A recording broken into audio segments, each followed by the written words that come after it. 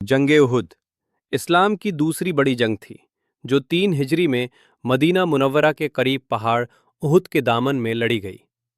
पिछले साल जंगे बद्र में मुसलमानों की जीत से कुरैश मक्का बहुत ज़्यादा गुस्से में थे। उन्होंने बद्र में अपने बड़े सरदार खोए थे और अब बदला लेना चाहते थे। इसलिए अबू सुफियान की सरपरस्ती में 3,000 का लश्कर लेकर कुरैश मदीना की तरफ चले। जब रसूलुल्लाह सल्लल्लाहु अलैहि वसल्लम को खबर मिली तो आपने सहाबा से मशवरा किया।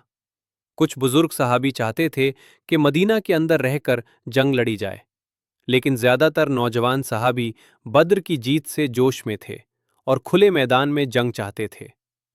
रसूलुल्लाह सल्लल्लाहु अलैहि वसल्लम ने अक्सरियत की राय को कबूल किया। 10 सौ सहाबी जंग के लिए निकले, लेकिन रास्ते में मुनाफिक सरदार अब्दुल्ला बिन उबै 300 लोगों को लेकर वापस लौट गया। अब मुसलमान सिर्फ 700 रह गए और दुश्मन थे 3,000। नबी सल्लल्लाहु अलैहि वसल्लम ने पहाड़ उहुद के पास एक छोटी पहाड़ी पर 50 तीरंदाजों को तैनात किया और साफ हुक्म दिया, चाहे हम जीतें या हारें, जब तक मैं खुद न बुलाऊं, अपनी जगह मत छोड़ना। इन तीरंदाजों के सरदार थे हज़रत अब्दुल्ला बिन ज़ुबैर रज़ी अल्लाहु अन्हु।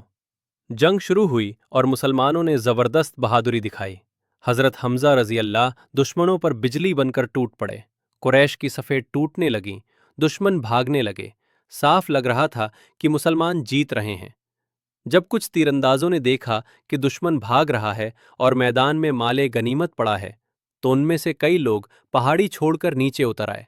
हालांकि उनके सरदार रोकते रहे, रसूलुल्लाह का हुक्म मत तोड़ो, लेकिन सिर्फ कुछ ही लोग रुके, बाकी नीचे चले गए। उस वक्त कुरैश की फौज में खालिद बिन वलीद, जो उस समय मुसलमान नहीं थे, घुड़सवार दस्ते के सरदार थे। उन्होंने पहाड़ी को खाली देखा और पीछे से जबरदस्त हमला कर दिया। जंग का पूरा पासा पलट गया। मुसलमानों में अफरा-तफरी मच गई। इस अफरा-तफरी में रसूलुल्लाह भी जख्मी हो गए।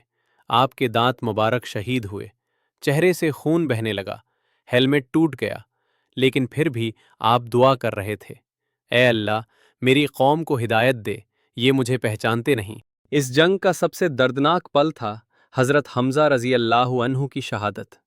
उन्हें वहशी नाम के गुलाम ने पीछे से भाला मारा, वे वहीं शहीद हो गए। रसूलुल्लाह सल्लल्लाहु अलैहि वसल्लम को जब अपने प्यारे चचा की शहादत की खबर मिली तो आप सल्लल्लाहु अलैहि वसल्लम बहुत रोए। जंग के दौरान एक अफवाह फैल गई, मोहम्मद सल्लल्लाहु अलैहि वसल्लम शहीद हो गए। कुछ मुसलमानों के हौसले टूट गए, लेकिन कई सहाबी ढाल बनकर रसूलुल्लाह सल्लल्लाहु अलैहि वसल्लम के आगे खड़े हो गए। हज़रत तलहा, हज़रत सअद, हज़रत अली, हज़रत अबू दुजाना, उन्होंने अपने जिस्म से नबी सल्लल्लाहु अलैहि वसल्लम को बचाया। आखिरकार कुरैश ये समझकर लौट गए कि उन्होंने बदला ले लिया है, लेकिन वे मदीना पर हमला नहीं कर सके। मुसलमानों को नुकसान हुआ, 70 सहाबी शहीद हुए, लेकिन इस्लाम ख़त्म नहीं हुआ। सबक नबी सल्लल्लाहु अलैहि वसल्लम के हुक्म की नाफरमानी का नतीजा। जीत के बाद भी घमंड नहीं, सब्र और इताअत सबसे बड़ी ताकत। अल्लाह अपने रसूल सल्लल्लाहु अलैहि वसल्लम की हिफाजत करता है। हार भी एक इम्तिहान होती है। आखिरी पैगाम जंगे उहुद हमें सिखाती है कि मुसलमान की कामयाबी सिर्फ तादाद या ताकत से नहीं, बल्कि अल्लाह और उसके रसूल सल्लल्लाहु अलैहि वसल्लम की इताअत से होती है।